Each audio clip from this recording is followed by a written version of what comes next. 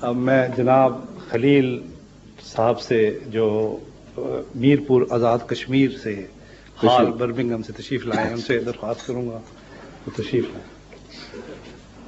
میرپور سے؟ اچھا. منگلے کے قریب رہتے ہیں کہیں؟ جی منگلا ڈیم کے پاس ہی کہیں ہے آپ کا علاقہ؟ بالکل منگلا ڈیم کے پاس. اچھا. حضور سوال یہ ہے ہم نے کبھی یہ نہیں سنا کہ کوئی حکومت کسی مذہبی فرقہ کو اقلیت یا غیر مسلم قرار دے. میرا خیال ہے کہ پاکستان میں احمدی مسلمانوں کو اس لیے غیر مسلم قرار دیا گیا ہے کہ احمدی مسلم تعلیم یافتہ ہیں اور خدمت خلق کے ذریعے پاکستانی عوام کے لیے بہتر ثابت ہو سکتے ہیں. اس لیے ملکی اور غیر ملکی حکومتیں یہ نہیں چاہتی کہ احمدی مسلم یہ کام کر سکیں. کیا یہ میرا خیال درست ہے یا کوئی اور وجہ ہے؟ 100% درست ہے. اصل بات جیلسی ہے. دیکھیں آپ مسلمانوں کی میں سے علماء کی وہ تحریک جو خالصتاً احمدیت کی مخالفت پہ شروع سے وقف رہی ہے ان کی تاریخ کا مطالعہ کریں. وہ ہر کوشش کے بعد اپنی ناکامی کو محسوس کرنے کے بعد یہ سمجھ چکے کہ جو ہتھیار ہم نے احمدیت کو روکنے کے لیے استعمال کیے وہ کارگر نہیں ہوئے. احمدیت اس سے باہر نکل گئی اور ان کا ایٹیچیوڈ سٹف ہوتا چلا گیا اور زیادہ سٹف ہوتا چلا گیا.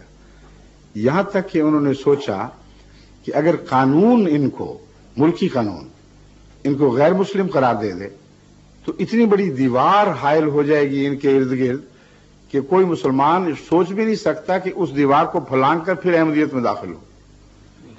یہ بہت صحیح تجزیہ آپ نے فرمایا ہے. یہ دیکھنے کی وجہ ان کا یہ مقصد نہیں کہ خدمت خلق نہ ہو. ان کا مقصد یہ ہے کہ ایک ایسی جماعت جس کے اندر کردار ایسا پیدا ہو چکا ہے جو اپنے کردار سے کھینچتی ہے اور کوئی حل ہمارے پاس نہیں ہے اس کی جو نشو و نما ہے اس کو روک سکیں. اس پر وہ دیواریں کھڑی کرتے رہے, پہلے چھوٹی پھر اور بڑی. پھر انہوں نے دیوار یہ بنائی کہ غیر مسلم قرار دے دو. وہ بھی فیصلہ ہو گیا. جب غیر مسلم قرار دینے کا فیصلہ ہوا تو یہ بھٹو صاحب کے دور میں 84 کی بات ہے. اچھا 74 کی بات ہے.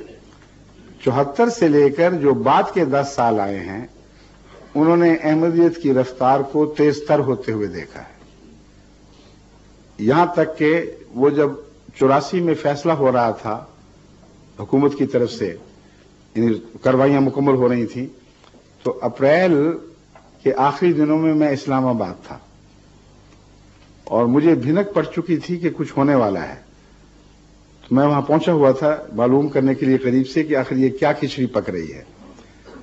اس وقت حکومت کے لیے مسئلہ یہ تھا کہ میری مجلس سے سوال و جواب میں آنے کے لیے پشاور تک سے ٹرک اور بسیں بھر بھر کے آ رہی تھیں اور اسلام آباد سے دور دور تک 100 200 میل سے لوگ یہ پتہ کر کے کہ امام جماعت احمدیہ وہاں پہنچا ہوا ہے اور اس کی مجلس میں ہر ایک کو کھلا سوال کرنے کی اجازت ہے.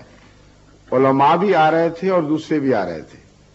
اب یہ بات آن ریکارڈ ہے کہ حکومت نے دفعہ 144 لگا کر ان لوگوں کے رستے روکے اور کہا کہ ان کو یہاں پہنچنے کی اجازت نہیں ہے.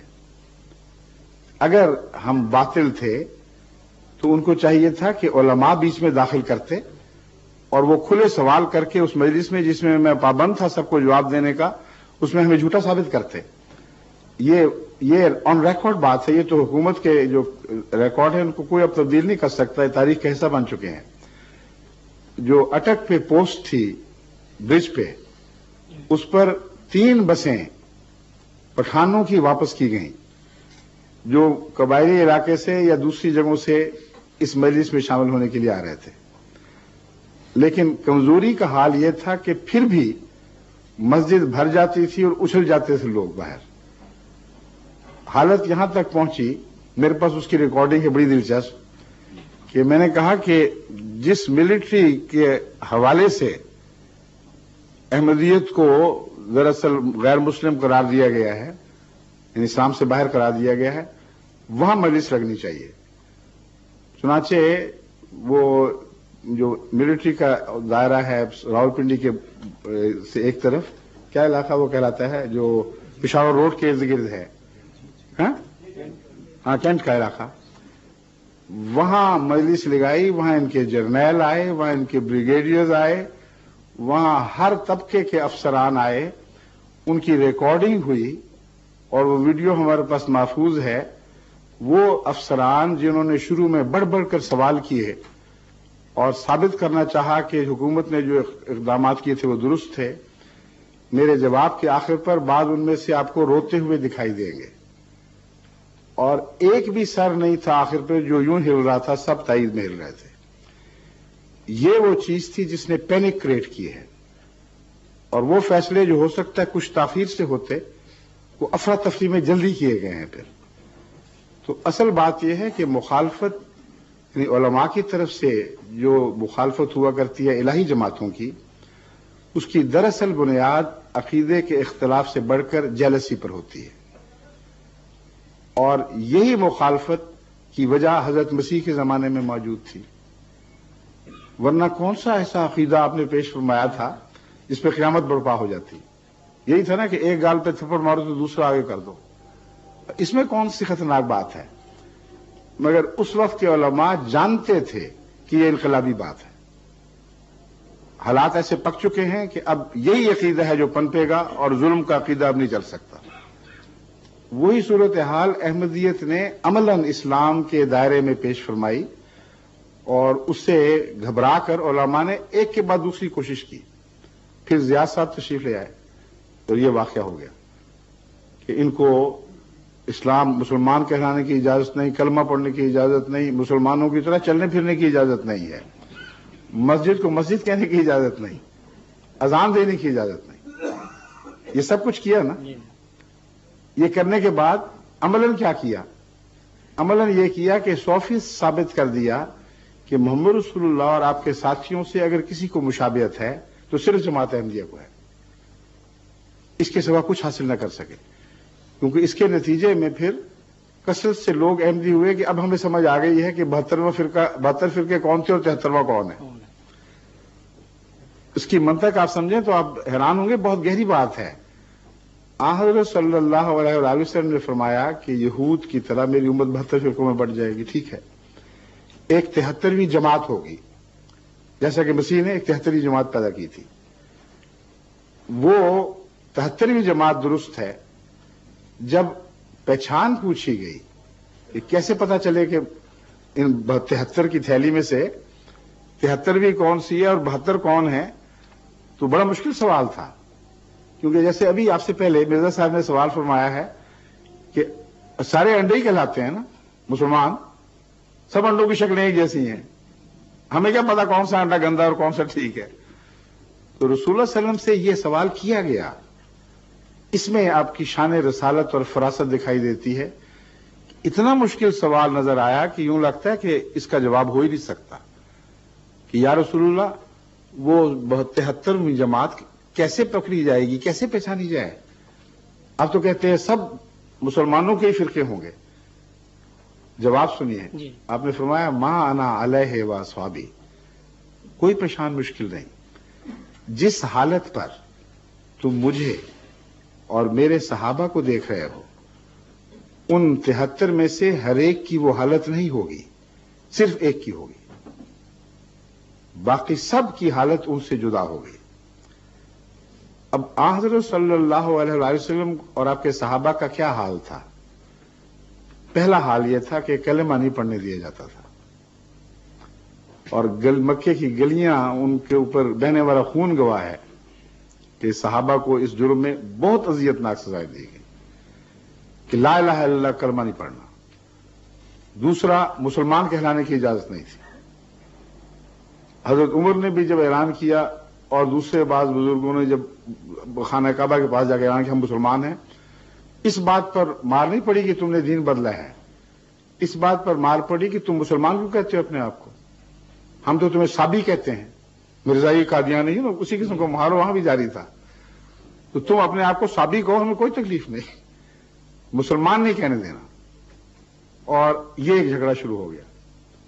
हज़रत सल्लल्लाहु अलैहि वसल्लम नमाज पढ़ते थे तो नमाज से रोका जाता था और कहा था हम ये नमाज बर्दाश्त नहीं कर सकते।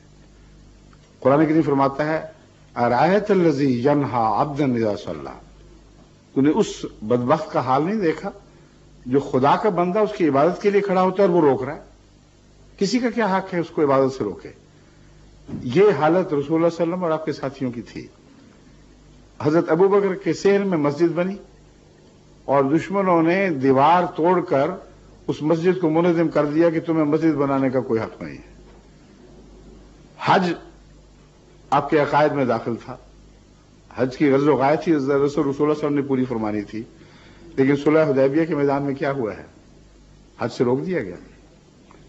ये इलामतें हैं ना। अब तारीख़ इस्लाम पर नजर डालें।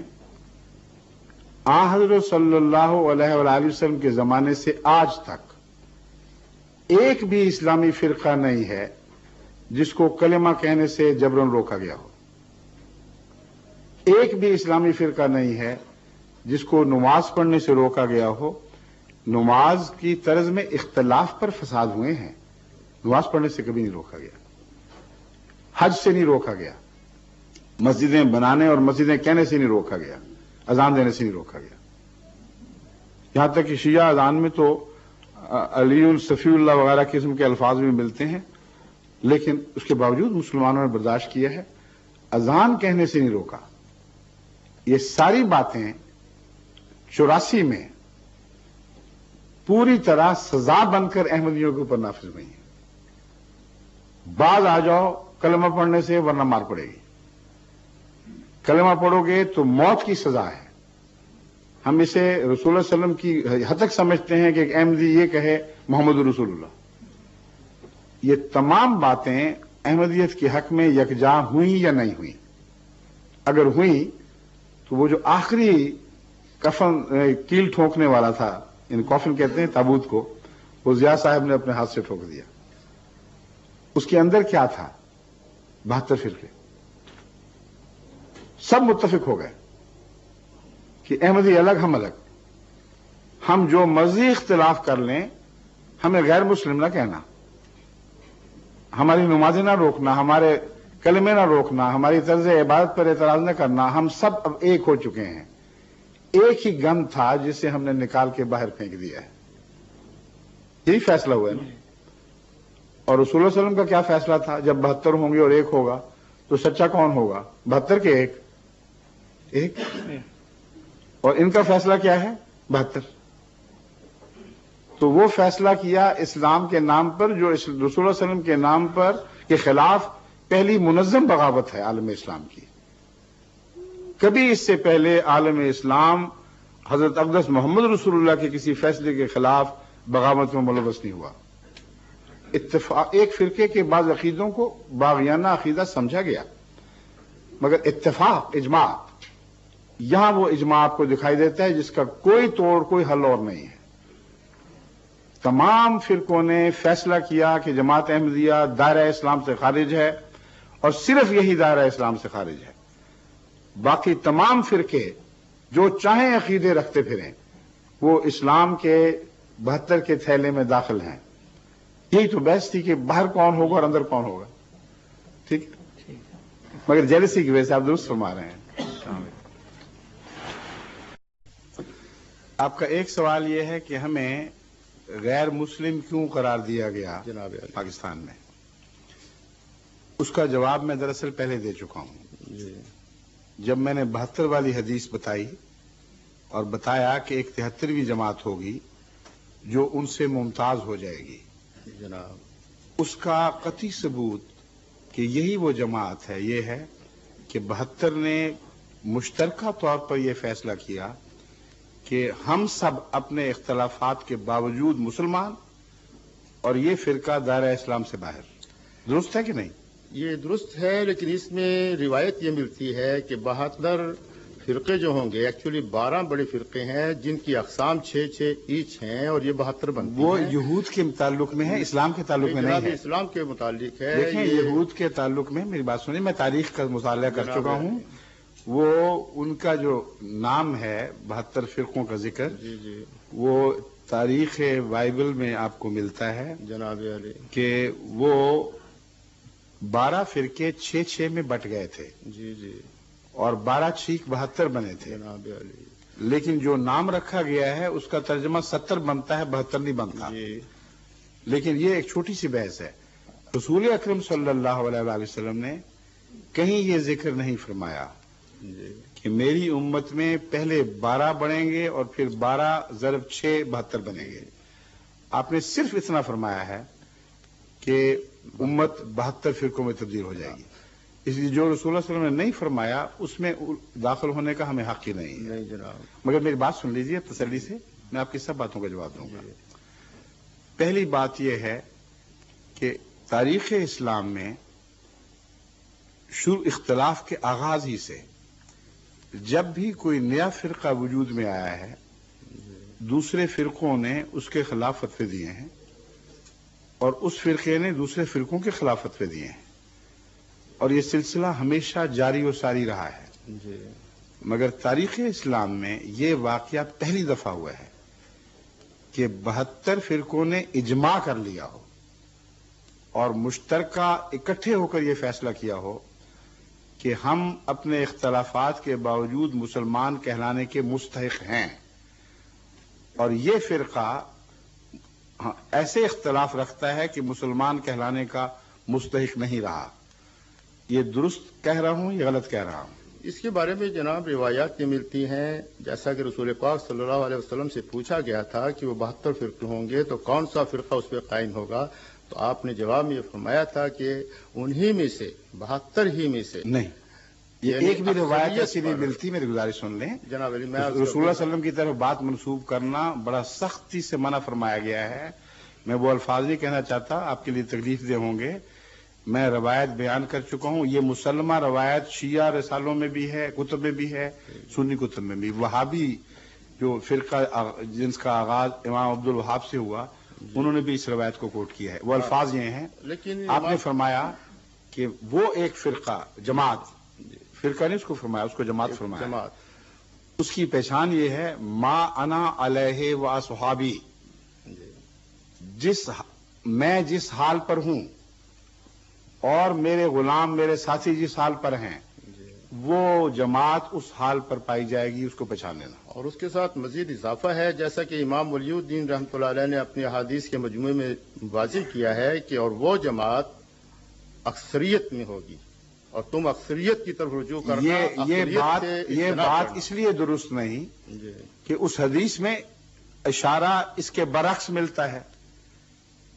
حضرت صلی اللہ علیہ وآلہ وسلم کی کلام کی وہ تشریح جو خود آپ کے اپنے مضمون کے مخالف ہو، یہ کسی صورت میں چاہے کتنے بڑا امام کا نام ہو قابل قبول نہیں ہو سکتی۔ آپ نے فرمایا 72 فرقوں میں امت بٹ چکی ہوگی، جی ہاں 72 فرقوں میں ساری امت، جی ہاں جی ہاں اس کے بعد یہ جماعت ظہور میں آئے گی۔ نہیں، اس کے بعد کا لفظ نہیں ہے۔ بعد میں ہے، یہ آپ کیوں نہیں پڑھتے؟ حدیث دوبارہ پڑھ لیجئے۔ جی، میں اس کو 72 فرقوں میں امت بٹ چکی ہوگی، پھر تکونو جو جماعت ہے اس کے متعلق فرمایا وہ یہ 73ویں ہوگی۔ 73 کا لفظ بولا ہے، 73ویں جماعت اچانک اکثریت میں کیسے ہو گئی؟ بہرحال اس بات کو مان بھی لیا جائے تو وہ 73ویں دیکھیں، جماعت آپ جامع طور پر اتنی اکثریت میں ہوگی۔ درست نہیں ہے یہ بات، اس لیے کہ آپ کا استنباط بغیر بنیاد کے ہے۔ میں نے جو 1 منٹ ضرور ٹھہریے، آپ سوال کرنے آئے ہیں، آپ پروفیسر ہیں، جی جی آپ کو عادت نہیں ہے کہ طلبہ آپ سے بات کریں اور آپ کی بات کو رد کریں کسی دلیل سے، اس لیے وہی رویہ آپ مجھ سے اختیار فرما رہے ہیں۔ نہیں، میں معذرت- آپ نے سوال فرما لیا، نہیں، جی حوصلہ کریں۔ جی جی جس طرح طالب علم جب آپ سے سوال کرتا ہے تو آپ توقع رکھتے ہیں کہ انٹرپٹ نہ کرے بار بار جی اور جواب سن لے، جناب اس لیے میرا جواب سن لیں، پھر اطمینان کرانا تو اللہ کا کام ہے۔ فرمائیے۔ پہلی بات یہ ہے کہ آن حضرت صلی اللہ علیہ وآلہ وسلم نے جو نقشہ کھینچا ہے اس میں ساری امت کے 72 میں بٹنے کا نقشہ ہے۔ سواد اعظم جس کو کہتے ہیں وہ ساری امت ہی ہوئی، اور کیا ہوا؟ اور وہ 72 فرقوں میں تقسیم ہو جائے گی، پھر 73ویں جماعت ہوگی جس کے متعلق فرمایا کہ وہ جنتی ہوگی۔ اب آپ یہ بتائیں کہ وہ اچانک اکثریت میں کیسے ہو جائے گی؟ کون اس جماعت کو پیدا کرے گا؟ 72 کے متعلق دوسری حدیث آپ دیکھیں جس میں لکھا ہوا ہے کہ یہود کے مشابہ ہوں گے. تو واپس مسیح کے زمانے میں جائیں. وہ امت موسوی جو 72 فرقوں میں بٹ چکی تھی وہ اچانک تو اقلیت نہیں بنی.